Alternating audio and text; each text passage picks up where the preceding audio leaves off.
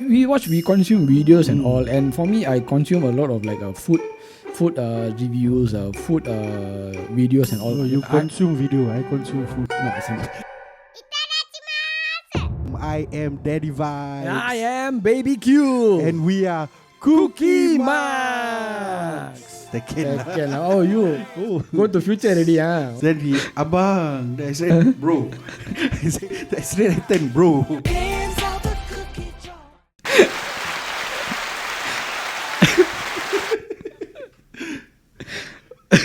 Okay.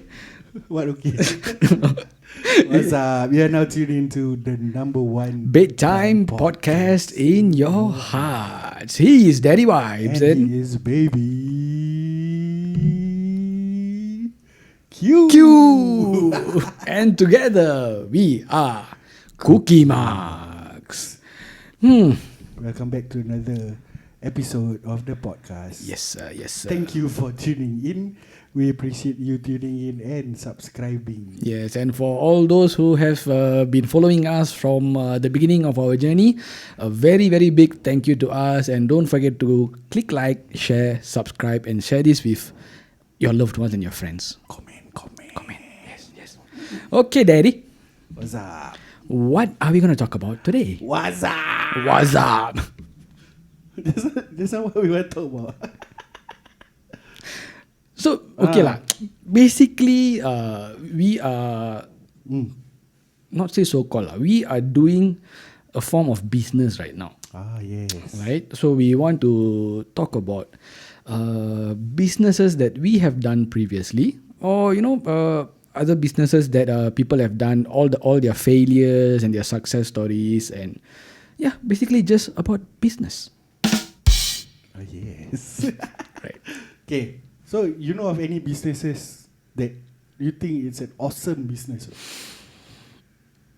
Awesome business. For me, it would be what we are doing now, basically. For me, I'm more towards like I always gravitate, or at least try to gravitate towards like media, entertainment, acting, singing, that kind of stuff. Like something that's more towards like front of the camera. Gravitate. Yes, gravitate. So what's the difference between gravitate and levitate? First, you gravitate around what you want to focus on first. Gravitate deep-seated. Yeah. Put roots in. Yeah. As in like you just follow that particular topic or the particular business that you want to follow. So you gravitate. So once you have built your foundation, then you levitate. Correct or not? I think so. Okay. What? Okay. When I say awesome, not awesome to the point of you like it. You're talking more about which brings in more value, profit, that kind of stuff, is it? So which rakes in the most amount of money lah? Yes. You have you thought of anything? Wow. For me, I would say one of the things would be actually two things lah. Two things. I don't know whether the second one can be considered a business or what lah. Okay. But these two businesses is either is very, how to say, polar opposites first. At first, you say they are polar opposites. Okay. And these two things is very easy to make it, and even more easier to break it. Wow. Two.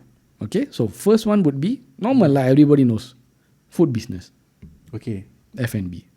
Second one, like I said, I don't know whether this is considered business, but I think I would say more towards like cryptocurrency, stock exchange, foreign exchange. Business, man.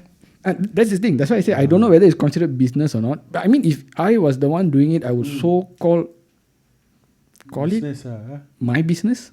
Okay, business. Okay, let's touch on food business. Yes. So when we talk about food, right, there's like a whole. Sorry, I had to reduce the mic. There's a whole. Why, my voice too loud or? Huh? Yeah. Huh? Serious? No, as in my voice or too loud. Okay. So when we talk about food, right, like there's a whole lot of things when we say food. For the food business itself lah, food business can be eat in, can be takeout business, okay, can be what else? Can be central kitchen business. Can also be you have a chain of food. What do you call it? a chain of food stalls. That's in Then- food chain lah. Food chain, but then you supply from the central kitchen. Example, Haja Maimuna does that. Then you know the nasi padang, the one that props up everywhere just beside the Yong Tau Fu shop. Yeah. The Mahan nasi padang. Also does that. Central Okay. kitchen. So like every stall will have the same what do you call it? Same taste lah, the consistency and quality. Okay. Yeah. So can I also say like fast food restaurants like KFC and McDonald's and Burger King, they are also so called. They have a central kitchen. But that one under fast food category. Mm. That brings me to just now lah, the different what do you call it, branches of it, right? Yeah, then you lah. have fast food, then you have traditionally prepared food. Correct. Fast food also you can be a franchisee, right? Yeah. Right. So in a way, man, that's also business, correct or not? Because you're not just fast food. I think also convenience. Like 7-Eleven. I don't know what 7-Eleven. Fast food. Fast food. No fast food lah. Yeah, No. I'm saying because 7-Eleven also you can franchisee, right? Yeah, correct. So it will be considered your business also, Last right? time Tender Fresh used to have. Tender Best, not Tender Fresh. Actually, I've always been confused between the that's both, the but I thing. only know they are both different. Then they got another one, Doremi was the one. Now no more already, no, Doremi. Never see anymore. That's why the rooster. Wasn't Doremi the original one? The OG, yeah. The OG. One of them lah. Yeah. Because this one, if Tender Fresh see, then they will fight. Okay. Like so one of the OGs lah. Okay. Yeah. Then like even like Haji Kadir. Never heard before. Haji Kadir chain, the tulang. Oh, Haji Kadir. Okay. Yeah. Oh yeah, back to the business. So just now you say the awesome, interesting kind of business. Yes. To you is like food business, like it's simple. Actually, food business is not simple it's at complex, all. Bro. I've tried food business twice, and both times it was actually it failed. Okay, first time I tried standard lah. I'm a big biryani lover, and also I started biryani stall, just solely selling biryani and a bit of goreng. To your knowledge, what kind of biryani are you selling? Okay, this is what I know about biryani.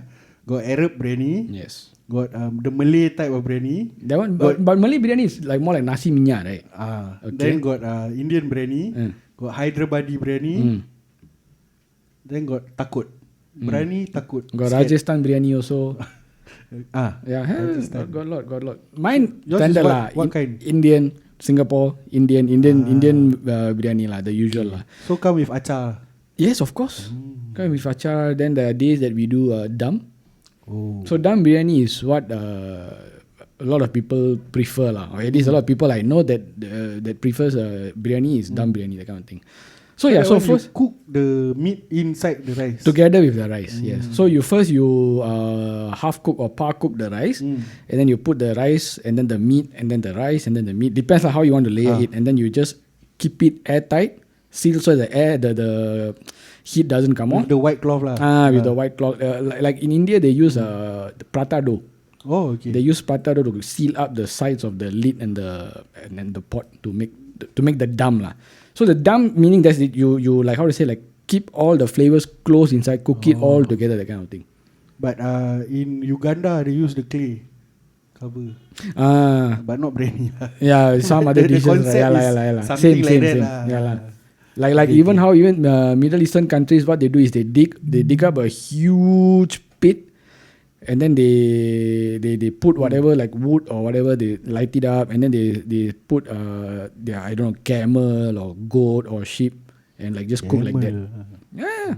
So they put inside and then they cover it with like some steel thingy, and then they Which just part of the camel? Camel toe? no the whole camel. Camel.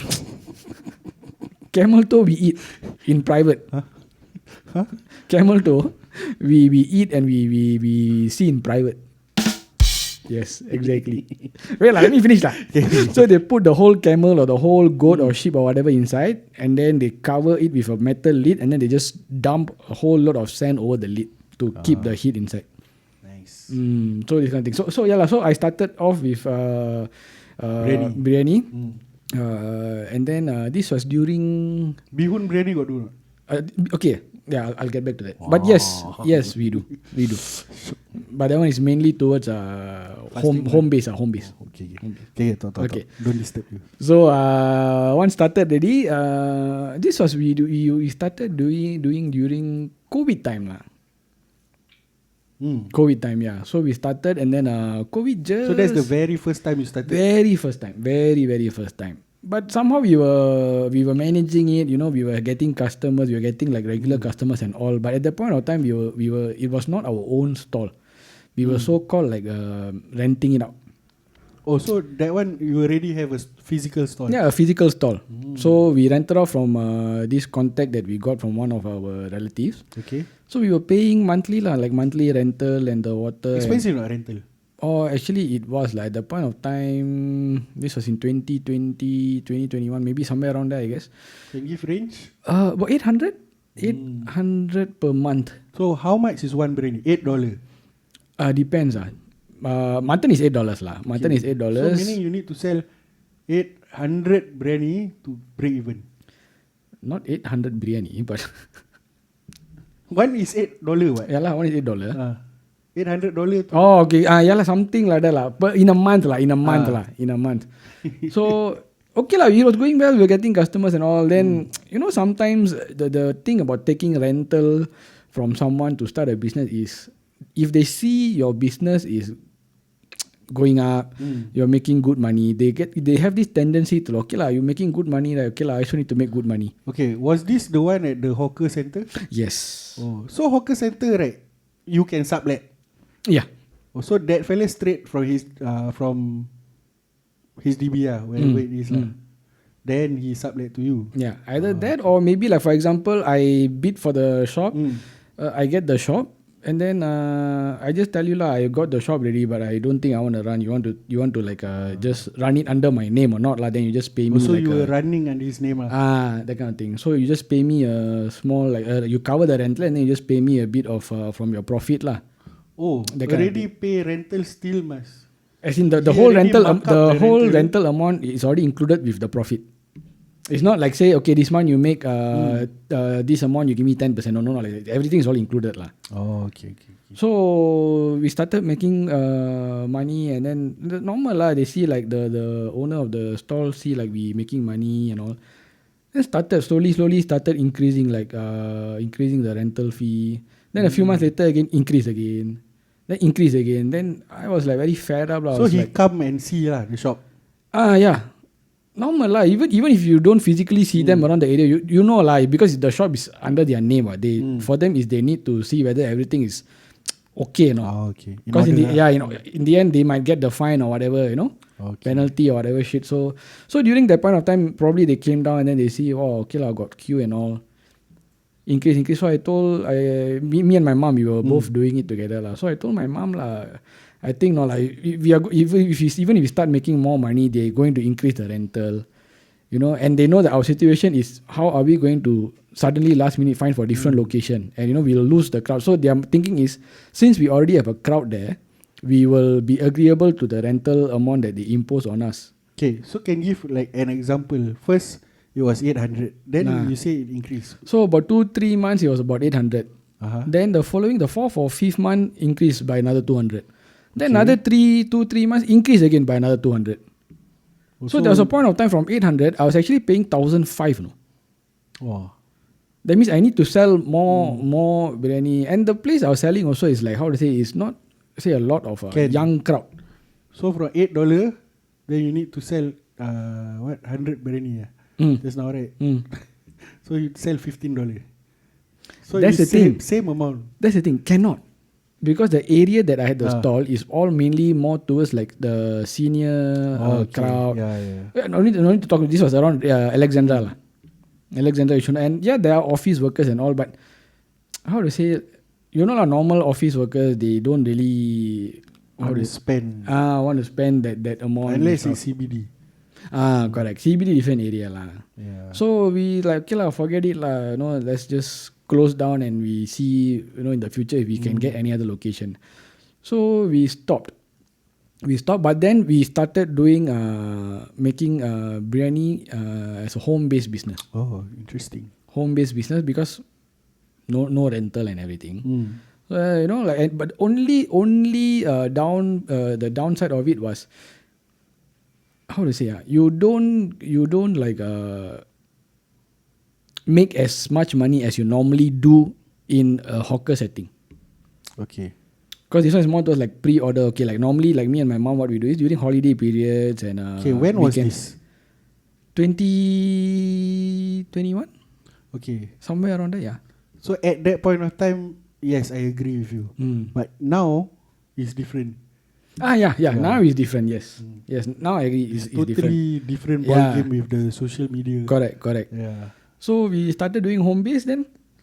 We slowly got our own loyal customer base and everything lah. So like during weekends or public holidays or even sometimes during like weekdays, sometimes office staff they want to like order food or like they have some sort of celebration or one in the office, so they'll order that kind of thing. Nice.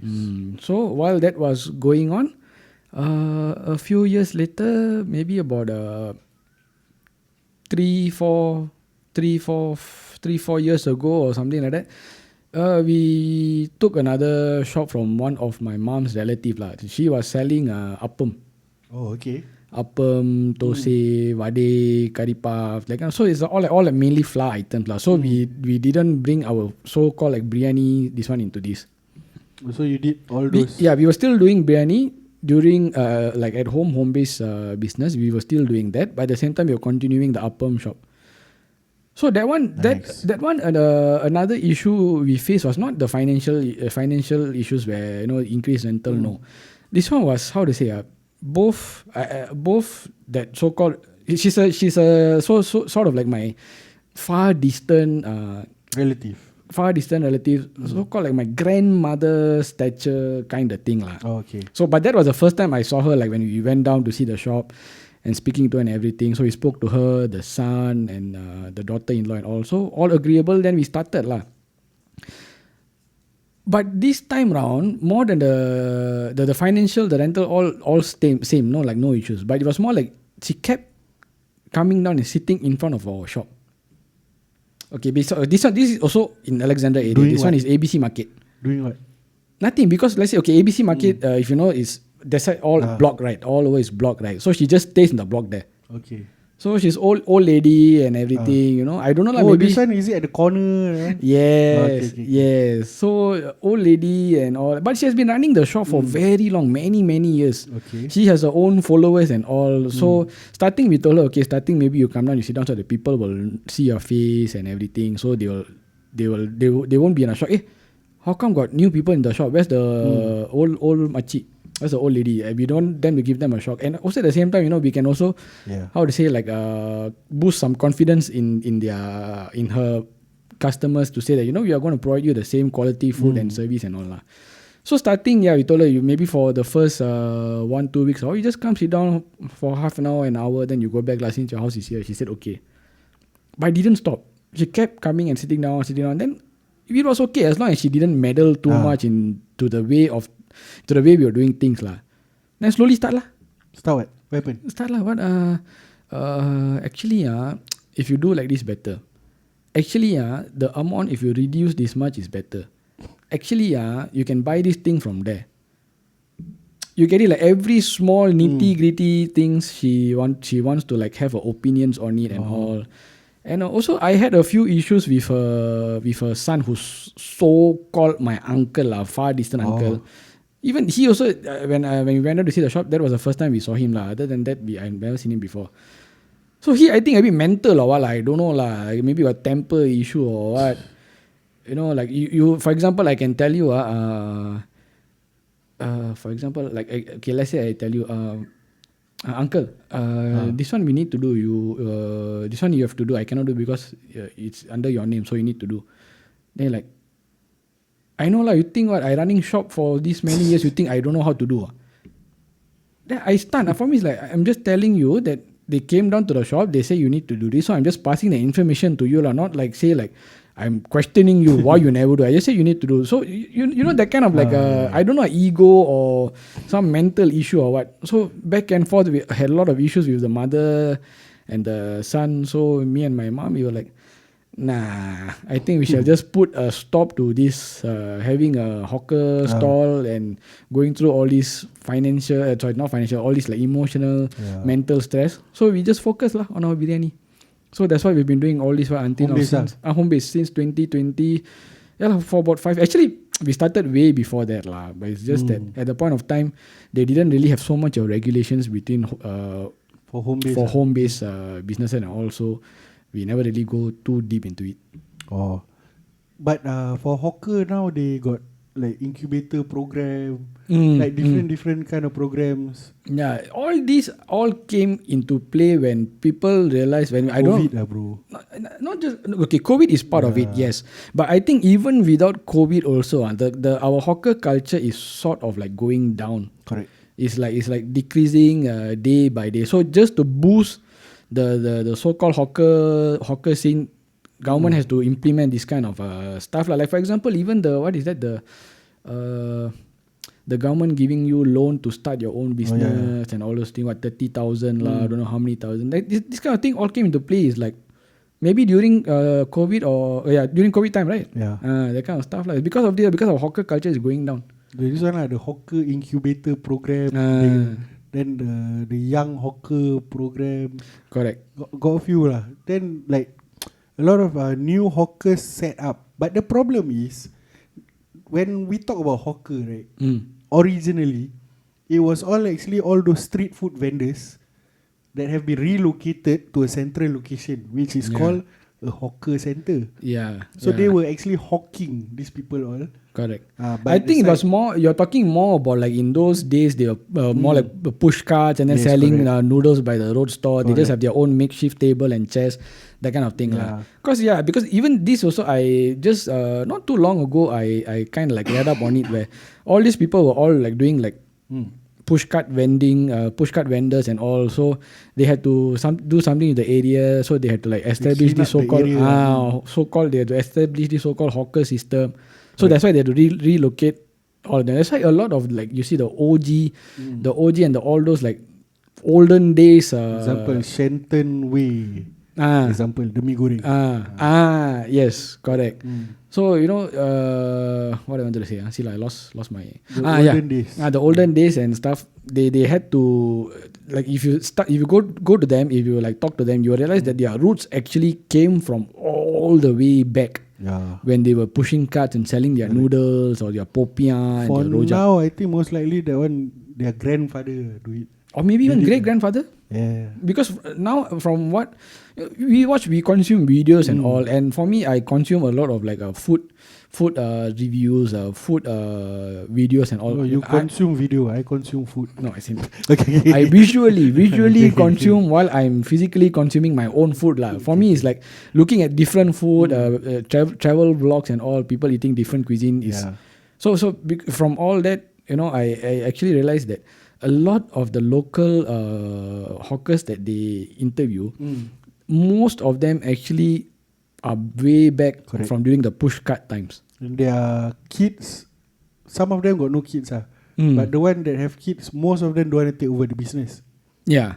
And the problem with the new hawkerins, the new breed of hawkers, they don't sell the traditional stuff anymore. They sell, okay, I got nothing against it, but you see the essence of hawker, which actually to the point where Singapore tried to take it up to the UNESCO heritage thingy, if you remember a few years back. Yeah. So why UNESCO is heritage, you know, meaning all our old food. So if the new breed want to sell all the fusion stuff, then the essence of the hawker gone already. Correct. That one I agree lah, but it's a dying trade. It is. That's why I say as long as you don't have so-called someone to be your successor, it is eventually gone. That's why even then a lot of like what you say, some of them they don't have kids, or some they have kids but they are too busy with the corporate life. They don't want to like put in so much of physical hard work in the hawker scene. So what they tend to do is they sell their business, meaning to say together with all their recipe. That's why you read news also, you can see selling their business, their recipe for don't know what 1 million or that kind of stuff. The latest one I heard was they sell the chicken rice recipe. This lady from Chinatown or something, they want to retire. So a chain restaurant, a chain F&B group. Can mention the cannot. Don't want to mention lah. Okay. You just say the story lah. Okay, later you tell me. I'm very curious to know. It's a non-halal one. So, it's okay. I'm still very curious to know. Okay, so the lady sold, if I'm not wrong, sold the chicken rice recipe away for 150,000. Yeah. So now that chain that bought over the recipe, he, of course, the ladies sold it off with some terms and condition. So right now that chain actually sent a chef over to learn for a few months before the shop closes lah, to learn how to make the chicken rice. Like so called like practice lah. But you see, the problem with this is what, at the end of the day, these corporate giants, right? They are sending a staff, and we all actually come from, no need to say F&B background anywhere. So if you send somebody to learn, that fucker will be like, okay boy, this one you put the salt, you put the black sauce. The fucker will be like, he don't care, he don't give a shit. Then at the end of the day, he is the one expected to. Correct. That's true. So that's 150,000 down the drain. It's a hefty amount. It's a hefty investment. But at the same time, if you really know how to go through the whole process and utilize your whole experience, I think 150,000 would be nothing if you come to think about it. Eventually, down the road. Okay, this one, I think we got a bit more time. Just a bit one, right? So I just gonna touch on another business, which actually, to me, it's awesome. It may not resonate with whatever I'm doing, or you got nothing to do with me lah. But I just see it as a fucking genius. This bugger. Okay, so there's this. You been to Vivo City, not? Opposite, right? There's this one fucking rundown building, just beside Briyani Terminal. Yep. And recently, not say recent like few years back, they closed their revolving restaurant. They used to have a revolving restaurant. In Singapore, there's not many revolving restaurants. I don't even know a single revolving restaurant in Singapore. Okay, so how it works, right? I mean, in case our people don't know. So revolving restaurants, you sit down and dine in. So the place itself will actually move. So you, at first, maybe you are looking at the ship lah. Then you eat, then you look up, other thing already. Okay. Anyway, back to the story. So this building is owned by Prima Flour. Okay. So Prima, when you hear Prima Flour, you think like who sell flour already? But this one, I think it's $1 billion business. If not, smelly chow also $1 million. Yeah. Correct. Okay, so this fella, Prima Flour, he supply the flour to all, as usual lah. Supply everywhere. So he open up another business, Prima Deli. Okay, how to know that Prima, right? You know the L'Oreal, the one like Fred Perry. Correct. So Prima Deli also got the L'Oreal. Okay, so first thing, you go open the bakery. So the flour, you go and supply lah to his own Prima Deli. The bakery. So they does bakery, then they also known for their waffles. The old school waffles. Okay, so already make money that way. Okay, then they did Prima Taste, which is the noodles, the instant noodles, the laksa. So that one, a taste of Singapore. Is that the laksa? Is $7, $8? Yeah. So to me, it's a fucking genius business because your business actually support It's an ecosystem by itself. And you want to see more of our ecosystem, tune into the next part of the podcast. Part 2 of the podcast. Yes, Stay tuned. We see you again later. Bye-bye. I am Daddy Vibes. I am Baby Q. And we are Cookie Max. Tekken. Oh, you go to future already, huh? Then he, abang. I said, bro. I said, that's right, bro. Only small issue I have with them is something that is very, very important to this dish called nasi lemak. Sometimes. Right. But have you seen the chili spoon? The spoon they use for chili? Yeah, I show you. Okay. So this is a teaspoon. Their chili spoon is smaller than this.